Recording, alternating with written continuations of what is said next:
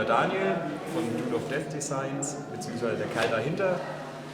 Bin bald 26, zeichne viel Zeug.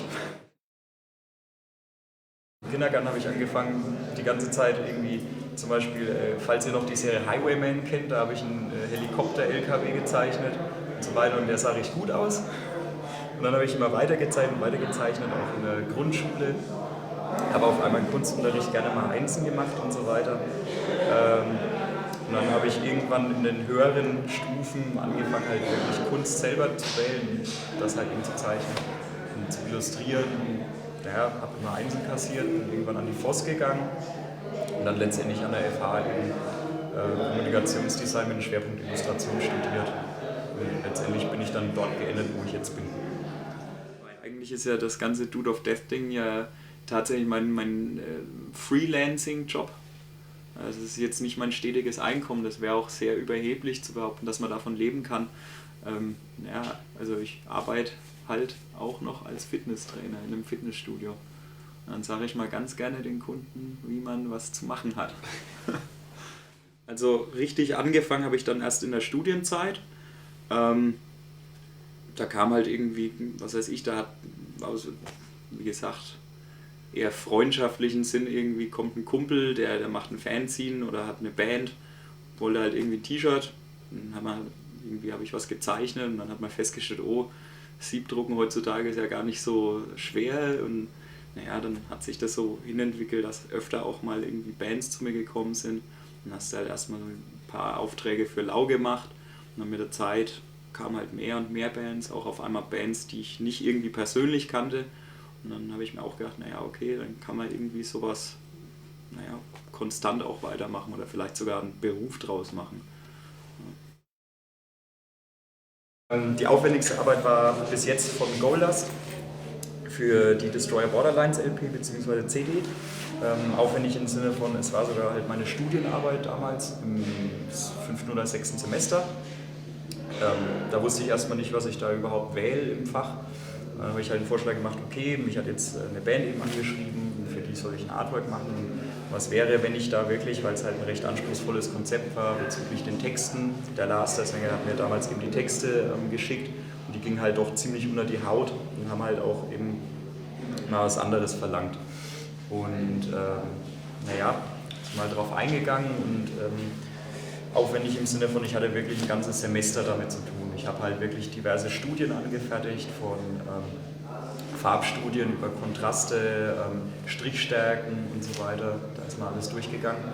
Und dann hat es halt eben angefangen, der ganze Prozess von wirklich Zeichnung, einscannen, nochmal neu zeichnen und so weiter, bis ich wirklich den Strich das war Aquarellpapier, so eine Größe, das habe ich wirklich proppenvoll geballert, blöd gesagt. Also, das war dann wirklich von Anfang bis Ende nur mit der Hand gemacht. Ich habe letztendlich das nur eingescannt und das war das Einzige, was mit dem Computer zu tun hatte. Es hat wirklich eine lange Zeit gebraucht, aber das war auch, die meisten Leute, die das Bild zum Beispiel anschauen, sind einfach erstmal überfordert. Das fand ich halt auch irgendwie recht cool daran. Das hatte einfach einen ganz anderen Aha-Effekt.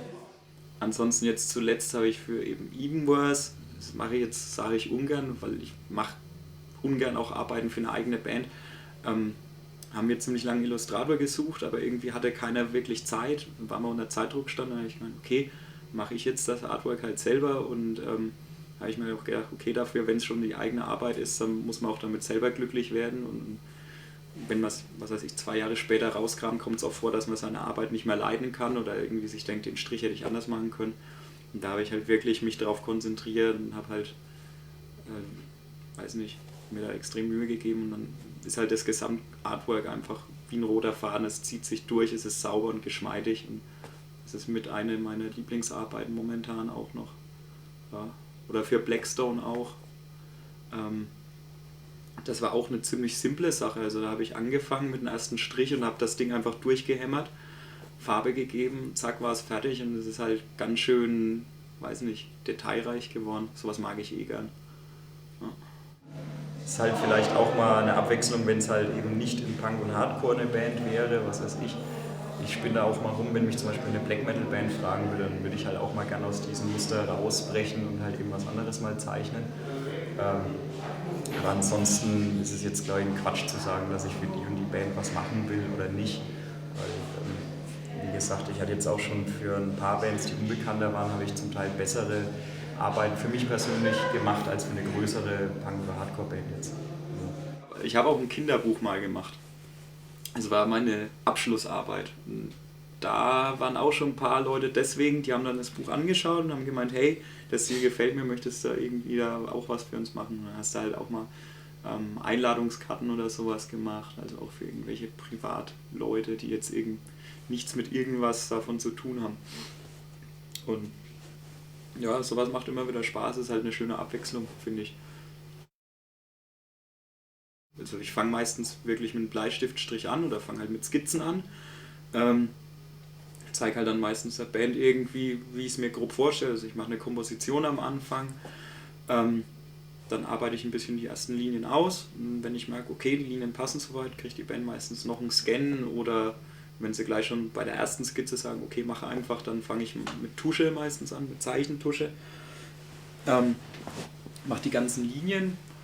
Dann je nachdem, wenn es jetzt irgendwie eher so ein Dotwork-Kram sein soll, dann fange ich halt an, wie ein Blöder zu punktieren. Und wenn das alles durch ist, wird es eingescannt am Rechner, meistens über diverse Programme, die ich jetzt nicht nennen mag. Wird es halt dann nachkoloriert zum Beispiel und ja, bis es soweit ist, dann Layout noch dazu, falls Schrift und so weiter mit rein soll und das Ganze druckfertig gemacht und dann hat sich schon.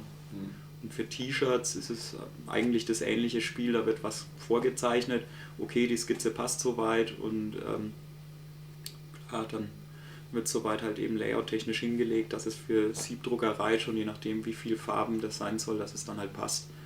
Also da schaue ich schon, dass ich mich dann darum kümmern kann. Einfach aus dem Grund, dass die meisten Leute heutzutage sich zum Beispiel Photoshop irgendwie, was weiß ich, gecrackt ziehen. Dann spielen sie es auf dem Rechner und lernen das halt eben als Laie privat. Und viele sind darin auch recht gut, was ich jetzt auch nicht schlimm finde. Nur es verläuft sich halt alles so. Also manche Bands machen für sich selber das Artwork oder T-Shirts. Ob es jetzt gut oder schlecht ausschaut, steht dann jedem irgendwie selber hingestellt. Und ich habe mir halt gedacht, ja, okay, mir macht es immer noch am meisten Spaß, eben mit Bleistiften, Stiften, was weiß ich, Tuschestiften und so weiter zu zeichnen. Also habe ich mich da recht schnell auch festgefahren damit. Beziehungsweise weil auch viele Bands wirklich was Gezeichnetes haben wollen letztendlich.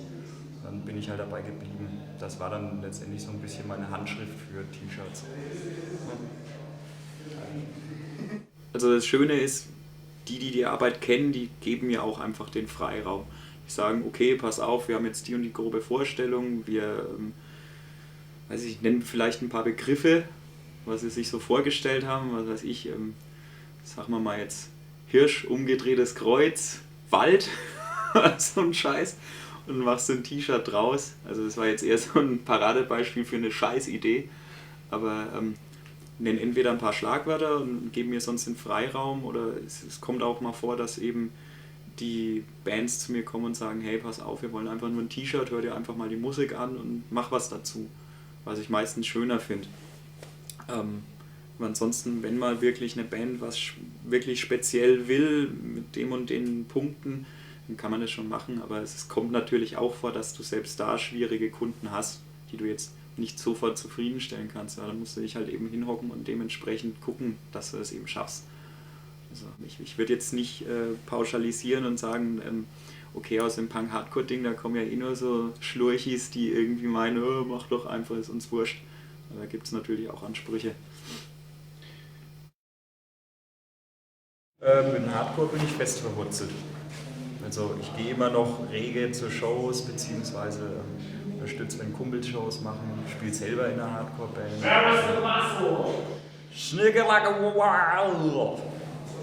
Ja, bin auf jeden Fall da fest drin. Schweinfurt ist eigentlich ein toter Hund. Naja, also in Schweinfurt, es gibt halt nach wie vor noch den Stadtbahnhof. Es sind auch regelmäßig Shows, nur wirklich viel machen wir da jetzt auch nicht. Also wir haben mal eine Weile wirklich auch Shows gemacht, öfter mal.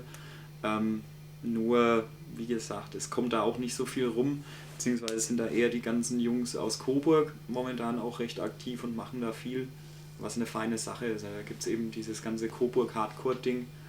Da ist eben unser Schlagzeuger auch drin. Sowas ist da eine gute Sache, wie gesagt. Holen viele Bands dahin oder selber in Schweinfurt, weiß nicht, da geht nicht mehr viel. Also ich kann mir vorstellen, dass wir demnächst wieder mal eine Proberaumshow machen, weil da Striking Justice heißen die. Mit denen waren wir auch, also haben wir ein paar Shows auf der Tour gespielt. Das sind halt Saune der Jungs irgendwie. Klingt lustigerweise ein bisschen wie Striking Distance. Und keine Ahnung, da machen wir wahrscheinlich eine Proberaumshow mal wieder. Und dann ist es halt cool an Schweinfurt, dass du denkst eigentlich, Schweinfurt ist tot. Wenn du dann mal wieder wirklich eine Show machst, kommen sie auf einmal alle angerannt.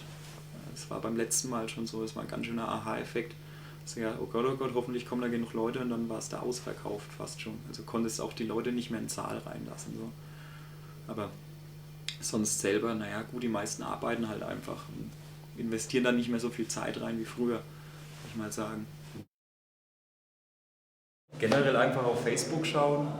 Also Facebook slash, was weiß ich, wie geht das? Facebook.com slash x, Dude of Death X.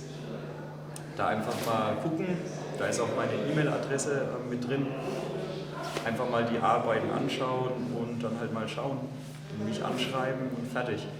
Am besten ist es halt, wenn man mir eben auch sagt, wie lange ich dafür Zeit habe, weil ich ungern auf Zeitdruck was arbeite.